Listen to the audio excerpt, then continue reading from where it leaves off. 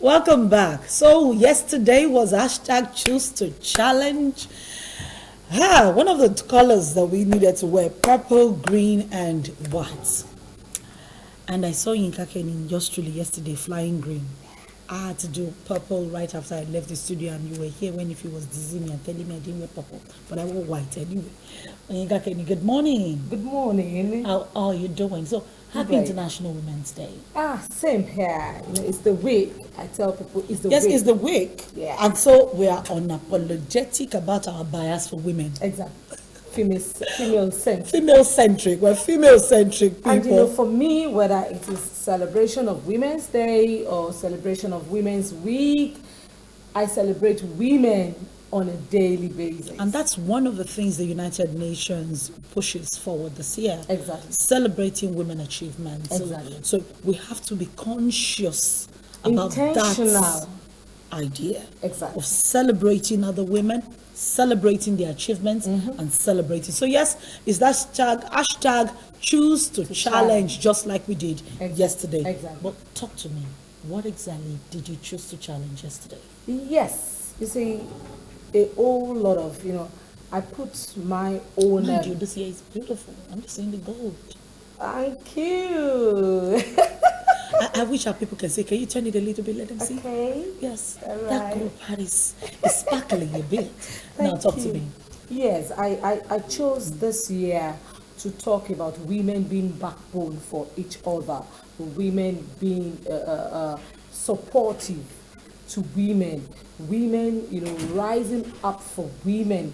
That is my, I put it in my own slogan as in, we should not be limited by our limitations.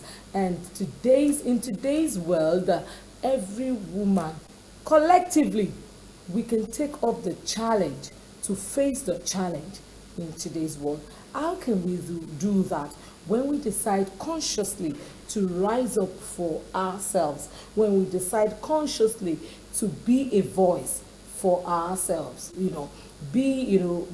when you see that this person, you need to bring this person's face to the fore, you make a conscious attempt to bring this person's face to the fore. When there is a need that this person's voice must be heard, you make a conscious effort so that this person's voice will be heard.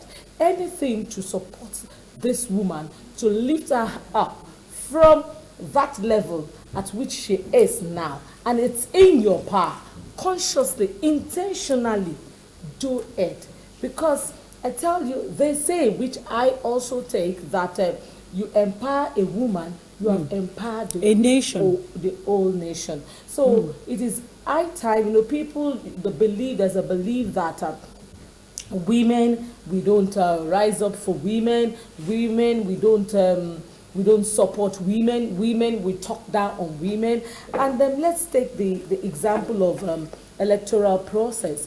You realize that 80% of the people that have come out to vote, they are women. Now what happens when we have a woman as the candidate? You just realize that in the past, we realize that we almost find no woman behind her.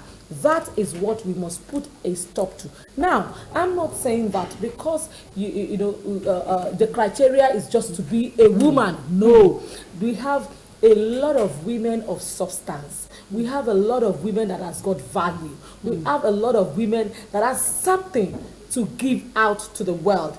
But the thing is that, unfortunately, they do not have the opportunity. They are within your environment. They are within my environment. They are everywhere, but they do not have that leverage that we do have. So that is what we should begin to do consciously. Now, I have a leverage.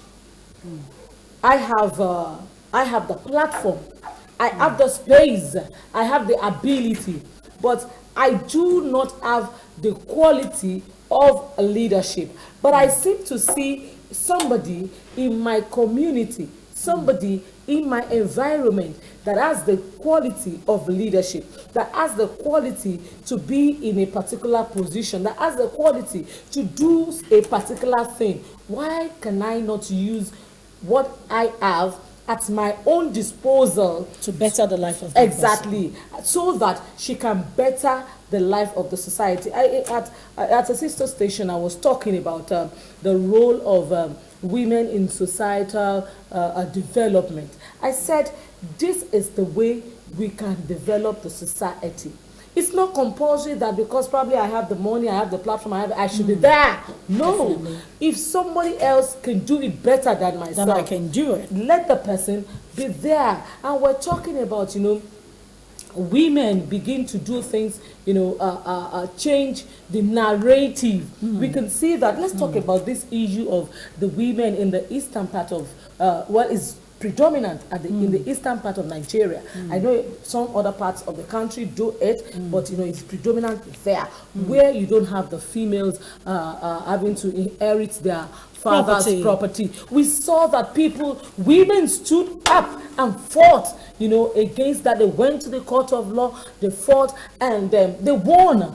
This is what we are talking about. 30 years plus after that case has been in the Supreme Court, they won. They won When because they did not relent. Has that changed anything? I had a conversation with a father when I cited this case, and he said to us that Friday, it was on the bumper breakfast, he said to us that Friday, I will still not leave an inheritance for my daughter. Everything I own, this man is in Lagos. It's from the eastern part of the country. He said, everything I own is for my son, despite the fact that my daughter is the first child. I now then asked them, I said, if your daughter is not given property and she's suffering, then what will you do when she has, and her father can afford to help? He said, if the brother chooses to do something for her or share with her, that is his prerogative. But if I feel I have more, I could do something specific in her name, just separately. But everything that I own belongs to my son. Yes. Tumisi, you see, you just mentioned that case was in the court of law for 30 years. So we should have at the back of our mind. He was actually fault in that case. That's what I'm saying. That judgment. That judgment. That's what I'm saying, that the point I'm trying to drive at is that we will not achieve it almost immediately. But because there's a conscious effort to fight it, gradually this narrative begins to change.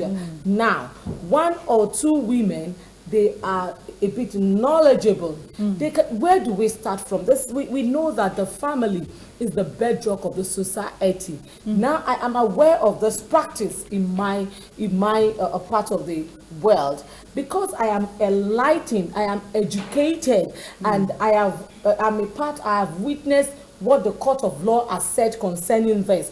I can begin from my household. And how can I begin? I will begin by training my boy child the right way to go.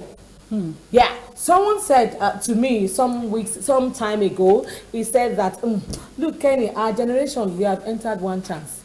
Let us try and better the life of the next generation. That is what we are talking about. If in this present day generation, well, it seems as if it's almost a lost case, which I still strongly believe that is not a lost case. We can be gained from the next generation, and before you know what is happening, gradually the narrative begins to change. The narrative begins to take another turn. You understand what I'm talking about? Yes, I do. Now, I can begin by telling my male child that these and these and these and these is not the way to go. I can begin by telling my male child, your sister is not your slave. You don't, while she is in the kitchen washing all the dishes, preparing your meals, it doesn't mean you don't have to be in the sitting room watching, folding your legs, crossing and watching it, and feeling television.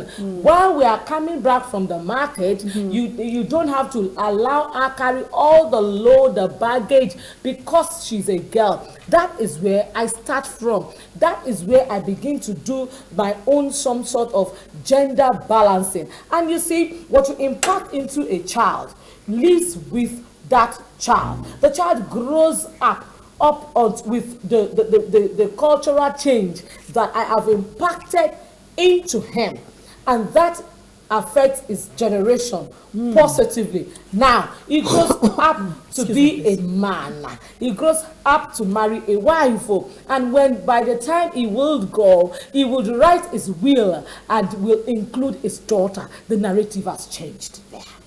So we might. So even the women can change the narrative. I'm telling by you. being intentional about the upbringing they give their sons. Their sons, exactly. When you put your son and your daughter on the same level, at the same leverage, then you have started from there. When the boy finishes his meal and he goes to the kitchen and he stays there and he washes up his plate, that is where you start from. You begin to tell the son, you don't have to snap at your sister. You see some children, despite the fact that the son is even younger than the daughter, the way they talk to the sister, you wonder, excuse me, It's like a slave in their house. Exactly. So that is where the girls are brought up in some homes. yes. Like, So they don't that matter. is where we start from. We are changing the narrative. It doesn't mean that we neglect the present day generation. We can do some form of reorientation right now to change the mentality, change the beliefs of people. For crying out loud, all those things, they were just put into our psyche. You can change people's psyche. Might not be easy though, but you can do it. And you see, where some other place where a woman has got the power, you see a woman with a good character, a lovable woman that the husband is all over her. She can also change the narrative With the husband. With the husband. And that's what we're talking about. Impress that mentality in and your so husband. when the and get him women to do begin it. to change so many narratives that has held the society bound, we talk about the female genital mutilation. These are things that we ought to stop. We talk about segregation of the women at the place of work. You go for an interview, and the interviewer begins to ask me, have you finished childbearing? God, what has that got to do with the value I'm bringing to the workplace? My next guest is right here with me in the studio, and I need to talk to William.